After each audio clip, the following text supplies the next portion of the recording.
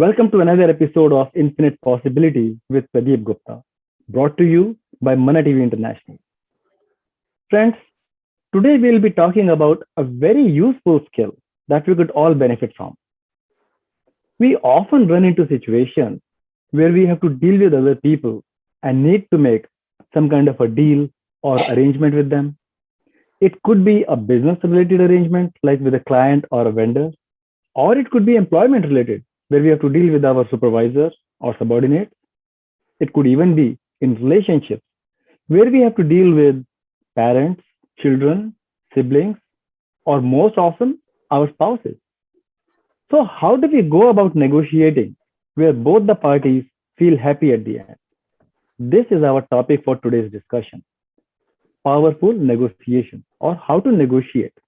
But first, like always, I want to start off by telling our viewers that we just want to offer different perspectives that could result in new possibilities for you. So please listen with an open mind. We're not challenging any of your beliefs. And now, let's welcome the man of the hour who's going to lead us forward on this discussion today. Victor, welcome once again to Infinite Possibilities. Thank you, Pradeep. Thank you. And again, I have to acknowledge that setup that you bring in before a topic starts or a conversation starts, where you said this could be in any domain you're looking at. The thing that I want to add is, and I want to say, when we are discussing powerful negotiations, it is distinct from a successful negotiation.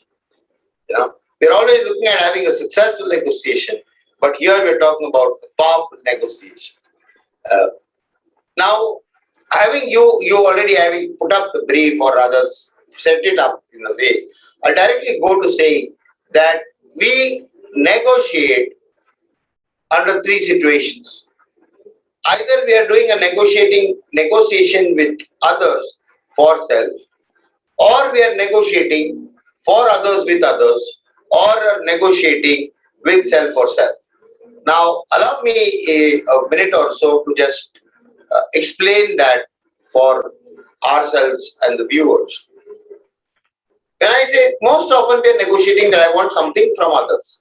So I'm negotiating with my father for a break from school, or I'm negotiating to go to play when I have promised to study. Something like that we are always negotiating at a very elementary level. Or I'm negotiating for a pay hike, or I'm negotiating for a different job.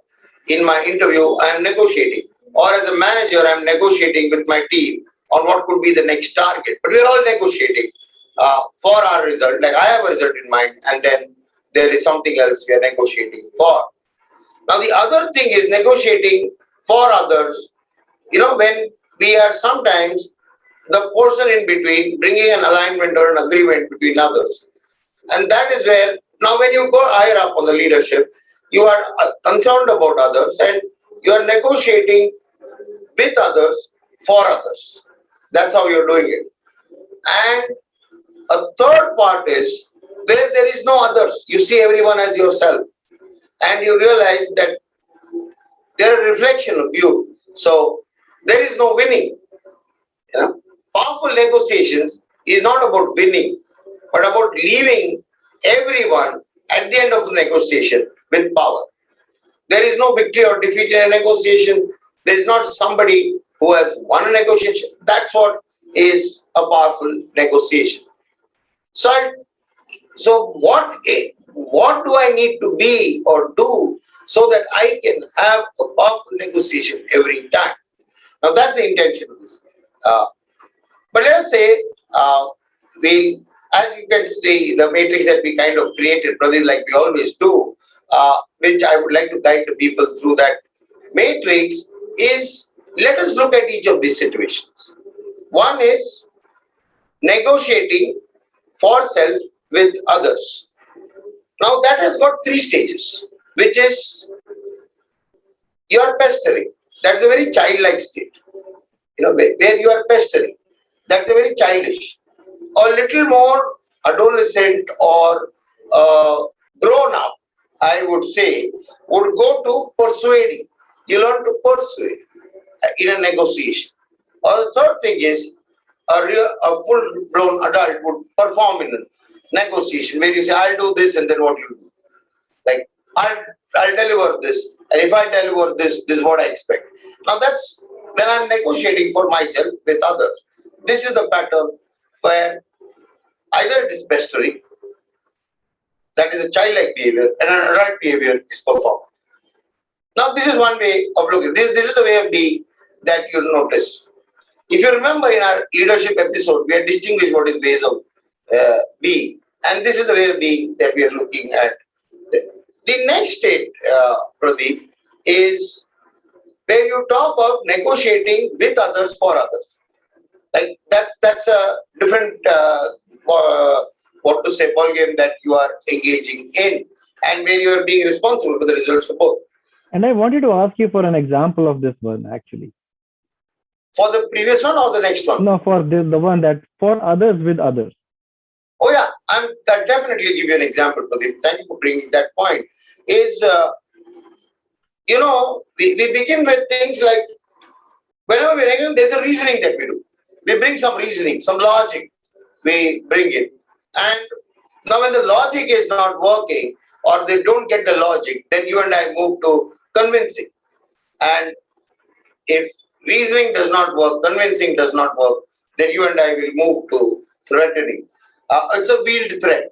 So let me say, like I'm in a negotiation with somebody, I'll put in a personal life negotiation as well as in a professional life negotiation. So let me put this in a personal life negotiation. So let us say there is this typical guy who's going to talk to his parents about the girl he's in love with and why he thinks this is the girl he wants to spend the rest of his life. And the parents said, no. This is not the girl you can marry. You didn't even tell us that you were dating. How can this be? He says, okay, I apologize for those things, but I think this is the girl that she understands me. She's from a good family. She's typically like ours. I think there are many things that match between our family and hers. And he's reasoning. And the parents are not getting convinced. Now, it's possible they get convinced.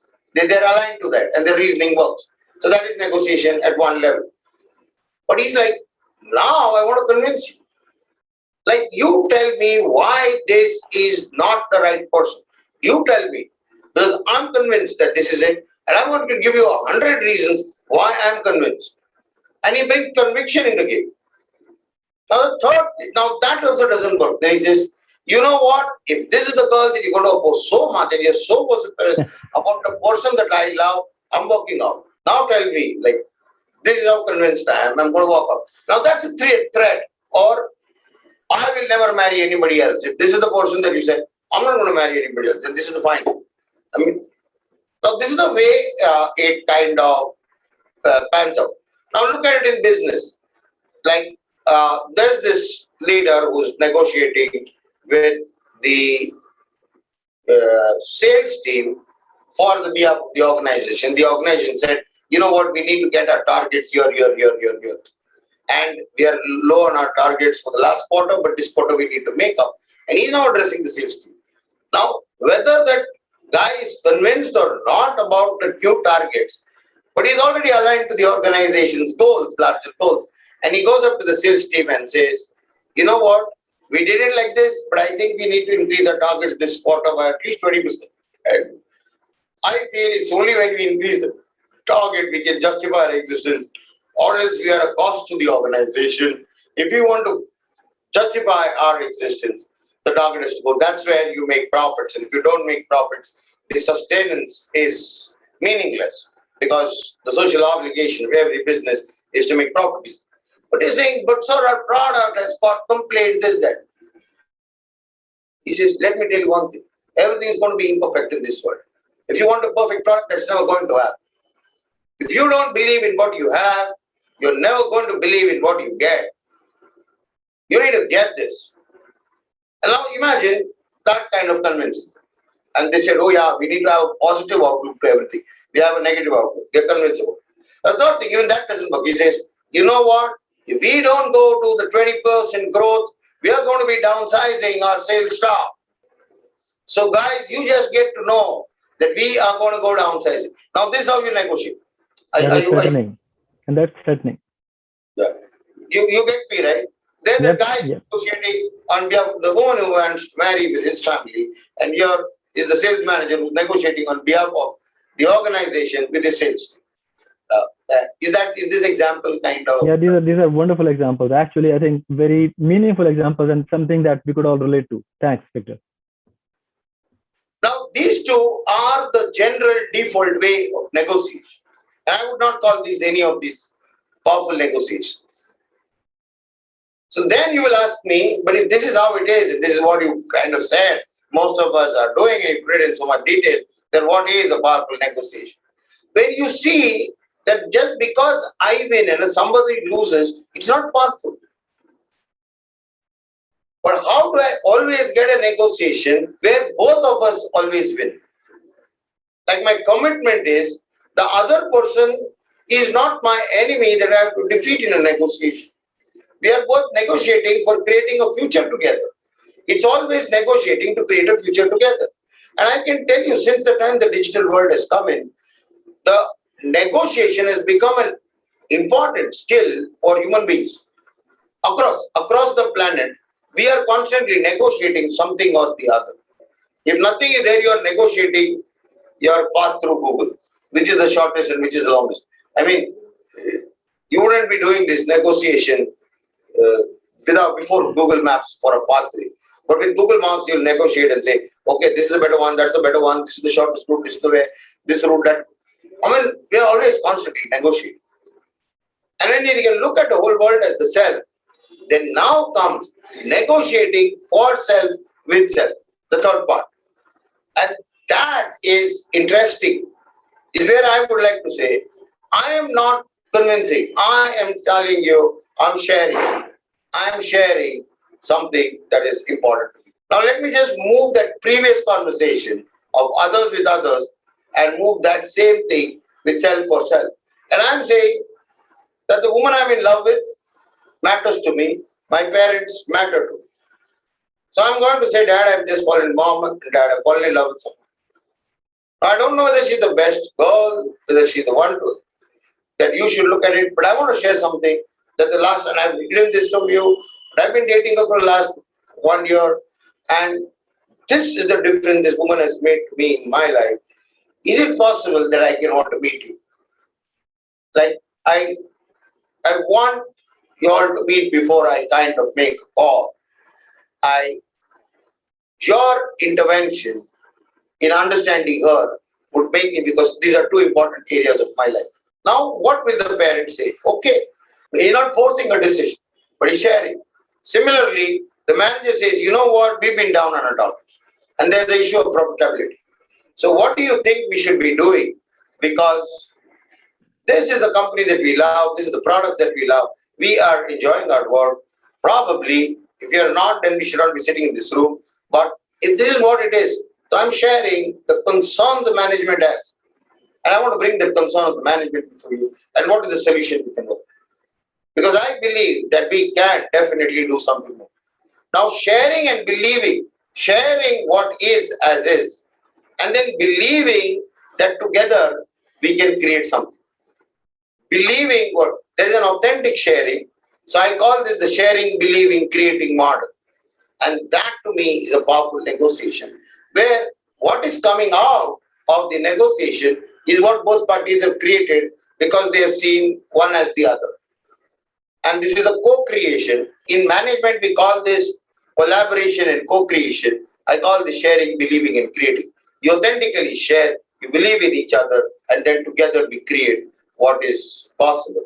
And I would like to pause here for a minute, Pradeep, and ask you how this is going for you, and you want to make a comment or something, or you think I've gone somewhere else, or is no, this is actually very interesting. I mean, this is exactly what I was expecting to hear, something like this, because the first two that we talked about, for yourself with others and for others with others, after you gave the example, it became like, yeah, these are the things that we see all the time, and we kind of indulge in those kind of negotiations ourselves too. That is like the most common way of being. And now that I know what way of being, what you mean by that, I can use that term freely. Thank you for clarifying that. But for self, with self, for self, I think that is something which is kind of new, and I'm sure that it's our viewers are probably also gonna be equally awed by this sharing, believing, and creating. This is what will create a win-win, which is I think a very popular term here, is to create a win-win situation for both the parties. I think that's what we are leading towards here with the sharing, believing, and creating.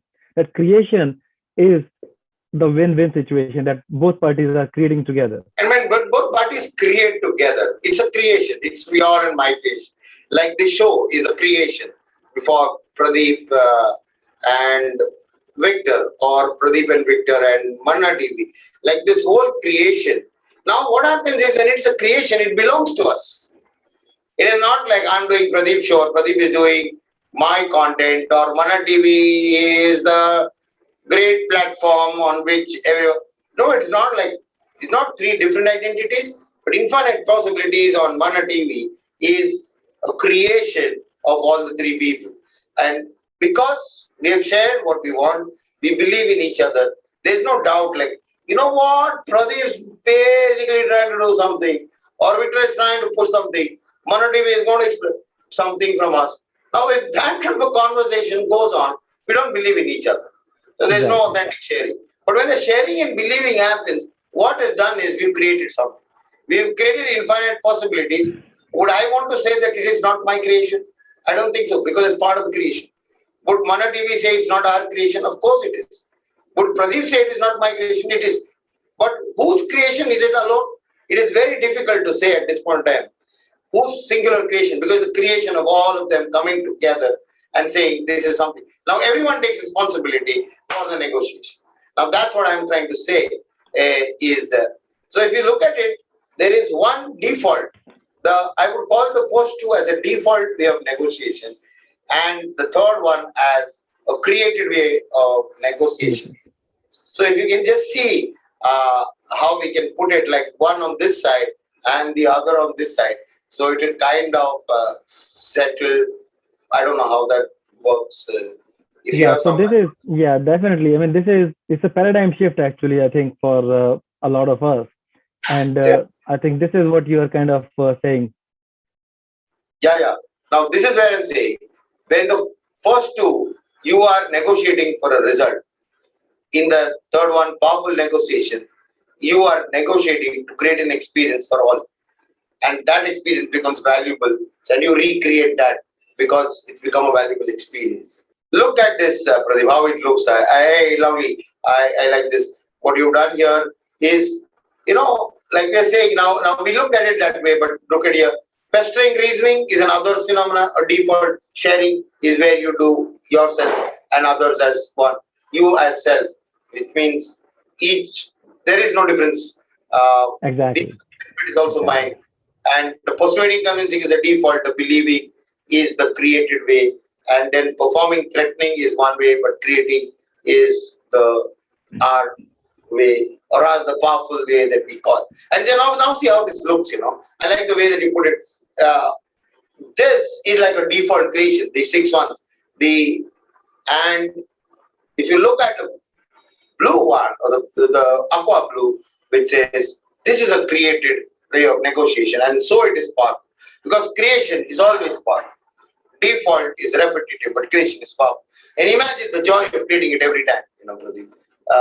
Exactly. So the way you put this whole matrix in place. Yeah, and the example you gave of you and me and Mana TV creating this infinite possibilities, I think that's exactly what it is, because we feel so happy every time we are recording a show, that creation, because it came from the space of sharing and believing in each other and coming together to create this possibility. So I think that was a wonderful example actually that you gave. The point I made, sorry Pradeep to cut you, but the point I made, I want to bring it out to our viewers that what is coming out of the content is not just knowledge, but the three entities here, Pradeep, Victor, and Mana TV, are in a way doing their own practice to make this happen. We are not delivering content and saying, here, take it, there's some good content to sell. But there is enough of a practice in our ways of being in making this happen within ourselves. So this content has got a certain level of practice, and that is why there is so much conviction. We are not downloading content and saying, just see some content. We've got some good content, it will kind of sell. No, it's like, this is our experience. We practice this. we put in place. And I've been long wanting to bring out this whole practice phenomena out here into the audience. But I just thought today we are negotiating with the audience itself. So part of ourselves will reveal with the audience on what do we do to make the content out there possible for you. And I'm glad we did that today, actually, because this is really very profound. I mean, I'm actually getting goosebumps just thinking about the created framework here of the powerful negotiation. Now see, yeah, this is so amazing. Now what happens is you are sharing, you are believing, you're creating, and you call this a powerful negotiation.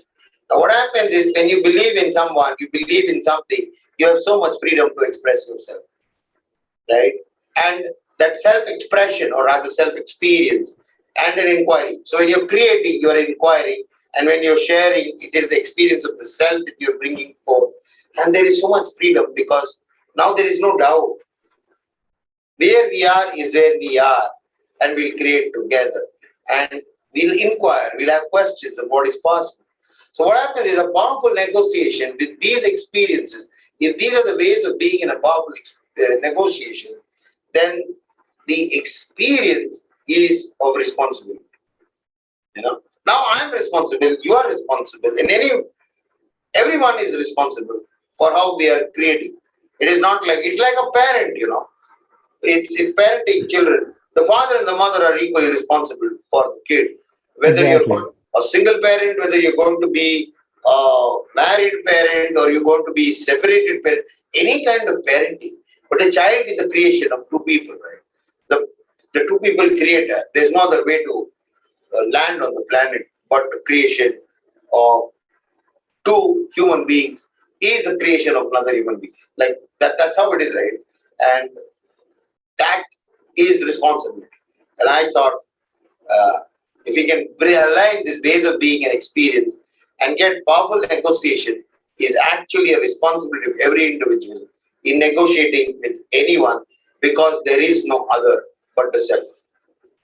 Exactly. And it makes so much sense, because if both the parties feel equally committed and they both feel equally that they both feel win-win, then they'll take responsibility for the creation. But if one party felt like they lost, they got the lesser part of the negotiation, then they won't be so committed, and that responsibility will never show up there. So I think that will not be a true negotiation. The real negotiation is where both parties come together and say, okay, this is our creation. Now we take equal responsibility in this. Yeah, Pradeep.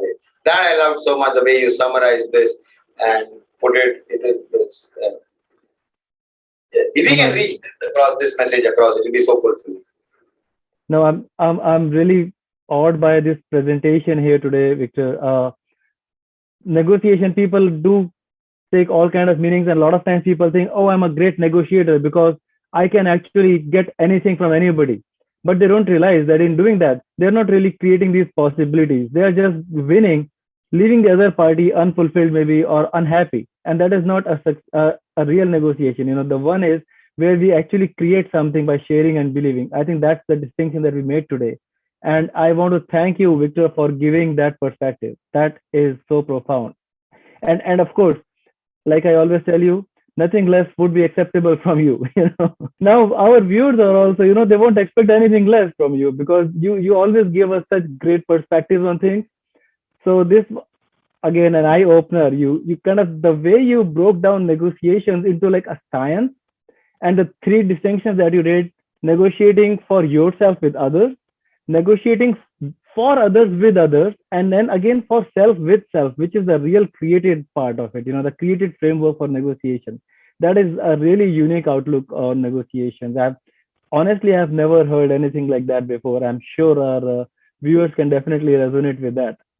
So once again, Victor, I want to thank you for giving us a tool that will help us by integrating the sharing, believing, and creating these things in our negotiations. And again, once that happens, as always, the possibilities are infinite.